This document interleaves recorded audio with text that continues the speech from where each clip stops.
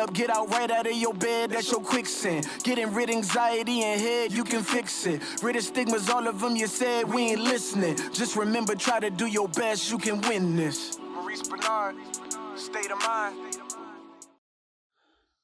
Hi, this is State of Mind, and we're back in action. I'm very excited. I'm bringing you some incredible guests. And starting with, why'd I do that? If you like what you see, hit the button and subscribe.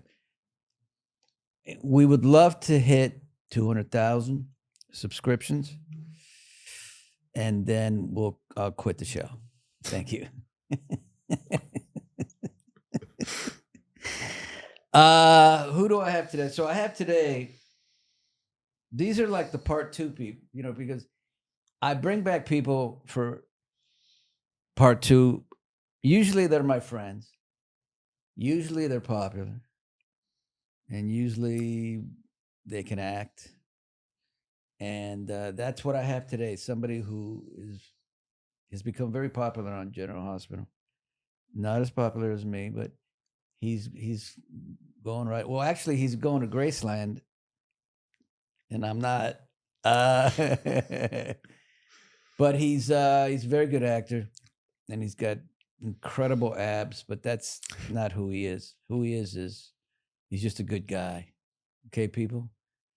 His name is. Hold on. Let me give it to you.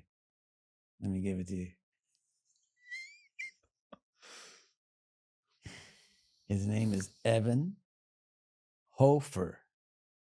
What's up, dude? Hi, Mo. Hey, everybody. So this is your second time. Yes, sir. The money's in back. It's in the trunk still? Yeah. Okay, perfect. I appreciate you paying. And what's been going? I just want, usually with somebody who's been on, I like to ask. Well, can you just talk a little bit about where you're from and all that kind of stuff? You're the only child. No, I have an older sister. Oh, damn. Yeah, I have an older sister over on the East Coast now. I grew up in Leavenworth, Kansas, out in the country. And I've been Kansas here City. Finished high school out here. Yeah, not Kansas City, but close enough to be a But Chiefs but fan. you like the Chiefs. Yeah, Mo didn't talk to me at work for like 3 days after the Super Bowl, so. We had Do you remember man. you walked up and you went, I'm just not ready. Well, let me tell you something, man. That game, I just keep saying the Niners needed to be up by 17, not 10 points at half, and they probably would have won, but it had to be 17 points. Got to give yourselves a pretty big cushion. Yeah, with that dude. That dude can just make anything work. Mm-hmm. So what have you been doing, man, since last time you were here? Last time I was here, working at GH a bunch, 2 trips to the Emmys. That was fun. Got to go with you to my very first Emmys, which was incredible. And I was so glad I got to do that with you. Yeah, it meant a lot to me. That's true. We were together. Mm-hmm. I think I lost. I don't know that I'd use the word lost. I would. No, but it really was like getting to go with you was such an honor, and like getting to do that for the first time with you. You already know I'll talk endlessly about how much you mean to me as a mentor and as a friend, and getting to do that with you for the first time was incredible. Do you know that Emmys was the first Emmy that I was truly present from beginning to end? That's awesome. And the fact that I lost did not affect me one bit. Whereas in the past, I was just always in my head, am I going to win? Am I not going to win? What's going to happen? And that's not a healthy place to live. No, so locked in on the what if of Yes. it, and the, well, if I win, then this, but if I don't, and Yes. instead just being there and whatever happens, just going, all right, we'll work from here. Right. It was so refreshing to just be able to be in that place and not have to think, in a sense. Mm-hmm. So What else? Let's see. Let's talk about GH. Yeah. Since we already talked about a lot of other stuff last time you were here. I had to ask you something. Well, the first thing I'm going to ask you is, how do you love scenes? Or what do you? Because I go ahead. You go. How do I love scenes? Okay. Look, let me think on this. How do I love scenes? Or not like them? No, but really, truly, anyone who hears me talk about GH, I've been there almost 2.5 years now. Damn. Yeah. And I love every single day at work, whether I'm, whether I'm saying "you got it, boss" to you forever, or whether I'm taking my shirt off at the pool doing love scenes, or whether I get to dig into Dex's background and do, or do cool action stuff, whatever it is. I truly love going to work every single day. Okay, then, Evan, I get it. But that means if you can, that's the attitude we all should have about work, about life, everything. But I guess what I'm trying to ask is, I guess you don't have ego. You and I talk a lot about ego. I know. We talk a lot about ego, but and you think you have it, and I say you don't. Well, you and I've talked a lot about this, and I don't know if you remember this, but I think about it a lot, that you told me when I first started, the only thing keeping me from being great is my own confidence in myself, that I can be and that I am. Right. So I really have been working on and striving to have confidence in myself and in what I do, but not ego. To not let that get in the way of anything. Go, what's my thing today? Great. I'm just grateful to have, look, it's a privilege to get to do what we do for a living. Right? It's incredible. And it's not lost on me. There's a million guys who would take my place tomorrow. So I'm just incredibly grateful for the opportunity and to get to do what I do and work with such incredible people every day. This is a good conversation. Mm. But I'm at 100% with you. Yeah. And I'm cool with it. But the people that have achieved big stardom, I think there's quite a bit of ego there. Maybe. It kind of goes into that, like the big CEOs who are so... Whoever. Right, but like to excel at any high level, like how egotistical, how self-obsessed you have to be is the question. Right. And my thing that I'm really trying to build a foundation for myself at this stage of my life and of my career of like, I love my job. I would love to explore other opportunities too in acting. And I think that this is just kind of a healthy way for me to feel about it, so that I go, cool, I know who I am. I know I'm a good person. I know I'm a good man. And I'm going to be here and I'm going to be who I am and be this, like, I kind of think of myself as like a culture setter on a basketball team. Yeah. If you're like, there's people who set good culture for everybody, for the whole crew, for everyone. And being able to do that, I think, on any capacity, on any size of production, I think is who I want to be. Wow. So you don't, and this is, look, I think you're you're going to be a healthy man thinking the way you're thinking. I'm reading these books on Stoic and about, all these books that I read. Mm-hmm. And you're just going to be happy where you end up, and that's all good. So you don't care to be that. Well, I do care to be that. And I think that you can strive for more and constantly be pushing yourself for more. Okay, damn. But still enjoying where you are. Like you said about the Emmys, about being present no matter what. Yeah. Is I think it's a big thing I've really been working on in the last year, is just being present. Because then I go, because otherwise, whatever it is you're striving for, you're never going to be happy till you get that next thing. Right. And then you move the finish line for yourself. And that's how I've been in the past, is I constantly move that finish line. Now I'm changing that to being like, man, yeah, I'd love to do a Marvel movie. That'd be crazy, right? But I have this incredible job I get to go to every day at GH. I'm not going to argue with you, because that's the way it should. That's the way I actually strive to have your attitude.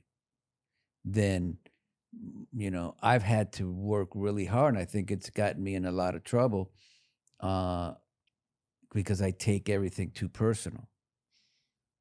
I really try not to take things personally. I've had to battle that too. Again, in the last year, I've done a lot of work on that, realizing how many factors there are in so many things. Like if we're just talking about career, how many factors go into you getting a job or not getting a job? How many stars have to align? You can't take that in and take it as like they don't like you. Yeah, exactly. Right? Like maybe they needed a guy who was 5 years older, for some reason. So how do you deal with rejection? The same way? I try to.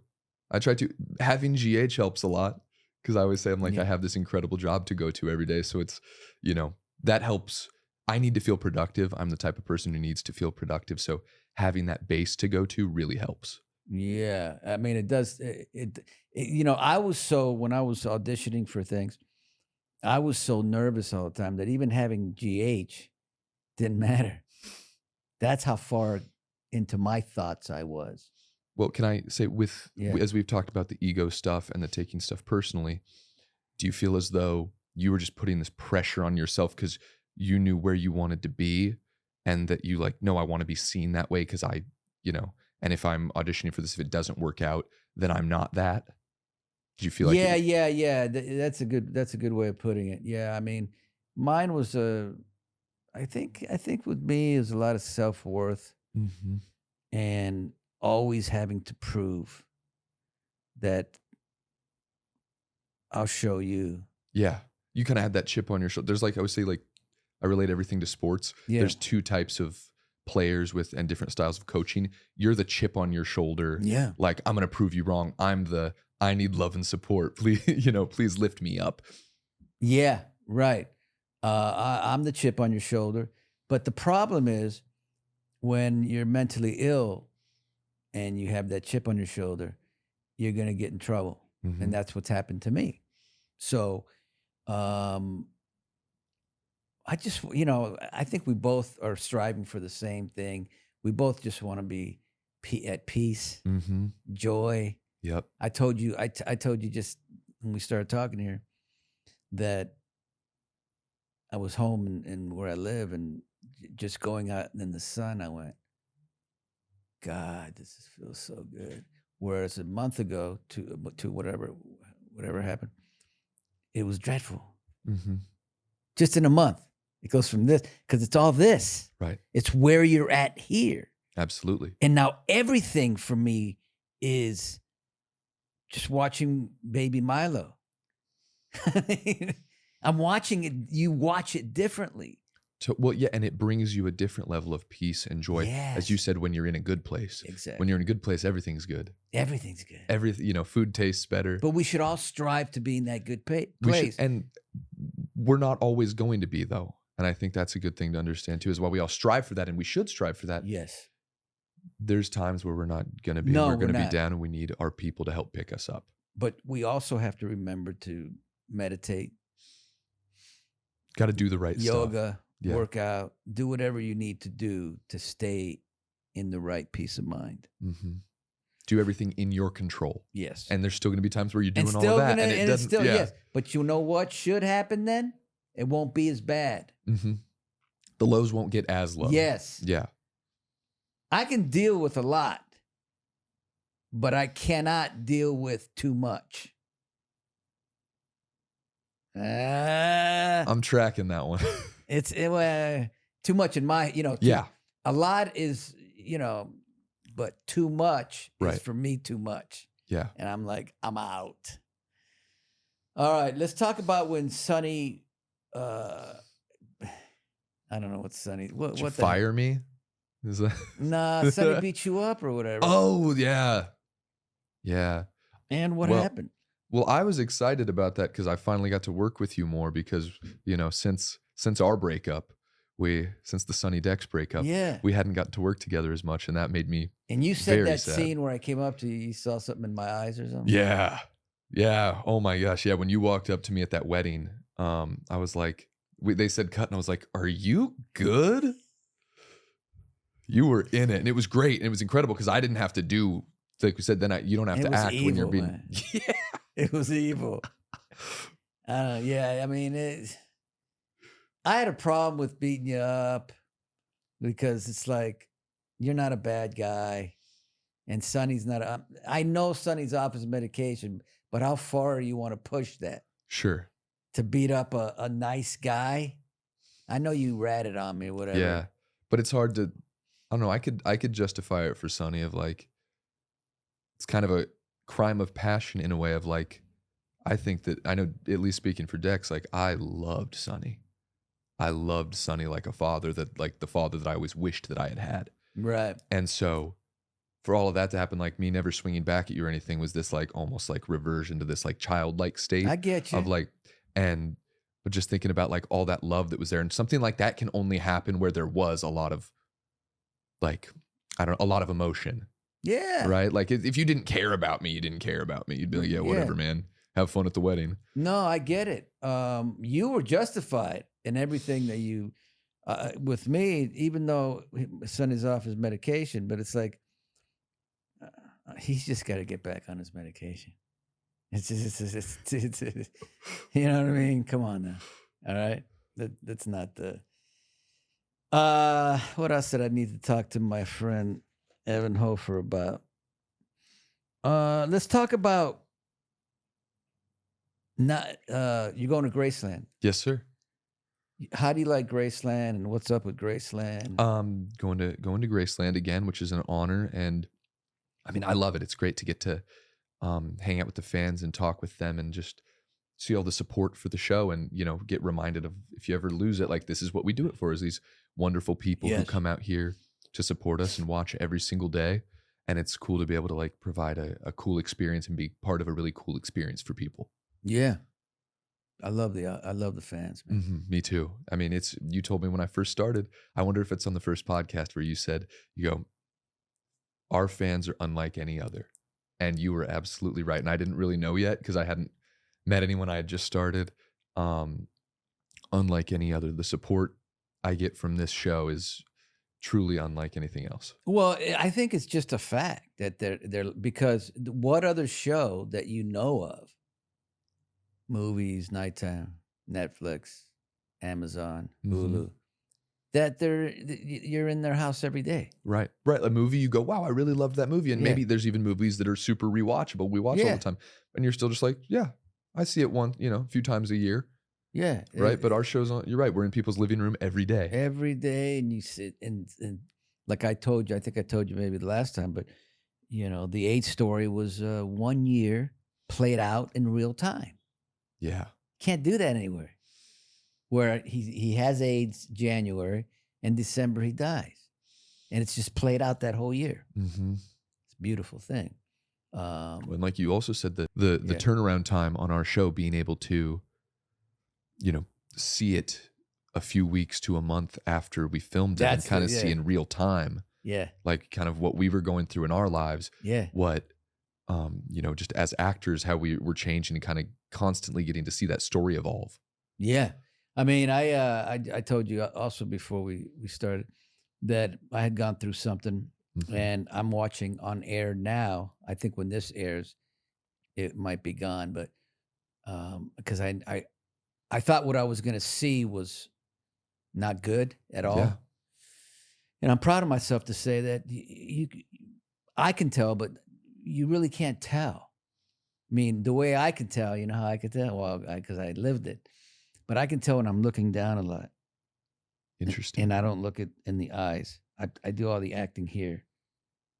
Because if I go here, I may fail. That's what my mind says. Interesting. Do you think it's that, like, at all a fear of someone seeing Yes. You? Yes. It's like here. And then I go here, and then they can see what I'm thinking. Yeah. But you can't. No, but that's what I've got to get to. Now I've accepted now from watching that, you know, you can barely tell. Yeah. But now I don't know. I'll say this, but I won't say what it is. When Morgan comes back, Brian Craig, we'll see if I can't tell then. Mm. That's Okay. all I can say, man, Okay. without giving it away. Okay. No spoilers here, folks. No, but that should be, because that was pretty much right when I came back. I came back and did, Oh. yeah, I did 8 shows the Oh. first 2 days. Oh, that. Yeah. Okay, I remember now. So I remember. we'll see how that works. Yeah. So, what do you want to talk about? How about what we're talking about? Friends, remember friends and Oh, yeah, and people that, showing up for you. yeah, how, you know, Yeah. you said something that was kind of interesting, that you know who your friends are. I've and I know I did that solo State of Mind about Mhm. friendship and whatnot, but I never realized how important friendship is until you need them. Yeah. And to see that kind of love, it's that kind of, you know, because it's, I say, being mentally ill, it is selfish, because Mhm. it's all about me. I need, I'm hurting, Right. I'm dying here, please help me. And your time doesn't matter. See, I have a similar thing when I'm in a bad place where I feel like a burden to people, so I Right. stop talking about it, but that's way worse. Oh, you stop talking I about stop. it. I just internalize it, and I'm a big advocate of, I'm like, you have to get it out of your body because it's gonna manifest somewhere. Yeah, it's very true. Yeah. And so I get into this place where I feel like I've been, you know, in a bad place for too long, or too upset for too long, and been a burden to my people and my friends for too long. And so I can't talk about it anymore. And no one is enforcing that except me. And it's like what we talked about of, your people want to be there for you. And that's what's so beautiful about friendship, isn't it? Is that there's Yeah. nothing in it for anybody, and there shouldn't be. No. But like, it's people who show up for you because they want to. And when they show up when you're in that place and people check in on you, like, I will never forget the people over the last, you know, however long, when I was really struggling, the people that always showed up for me, always checked in, always made an effort. And I'm like, I will never forget that. Wow. Yeah. And it's realizing that your people that love you, whether it be your family, your friends, they would rather you be a burden to them in this way that mental illness is selfish than for you to not be here. And I don't know if you remember, That's right. Me- You can swear on YouTube. Me telling you that at some point. Yeah. I would rather you talk to me than you potentially not be here. Yeah, that's a good way of putting it. And I think you are right. Yeah, I hate to even get into this, but We don't have to. I if you don't remember, well, this is kind of important. I remember I called a friend one morning, about 3 a.m. I'm pretty street smart. And I was on the phone for like 3 hours, but I should have been on the phone for like an hour. But the person kept me on, want. Mm-hmm. and I knew why. And I thought it was such a beautiful, because I'd be like, "Are you still there?" Yeah. Oh, okay, because I think we're good. No click. Mm-hmm. It's very interesting. It's an interesting way to show you care, isn't it? To go to where you never explicitly say it. They never have to say it. They just keep you talking. Yeah. And they keep you right, there. Yeah. That's showing you But that they that's- care without ever having to be like, here's me. I'm keeping you here because I care about you. Never saying it. Never said. But that's like, There was nothing said. It was just silent. And I'd go, "Are you still there?" just to know that you weren't alone. It's beautiful. What's your theory on relationships? I got a lot of theories on relationships. And we don't have to get into anything, but just, you know, I wanted to talk to you about not sleeping too. Oh yeah, But let's go a little bit into relationships and more into, Okay. and then we'll end it. Cool.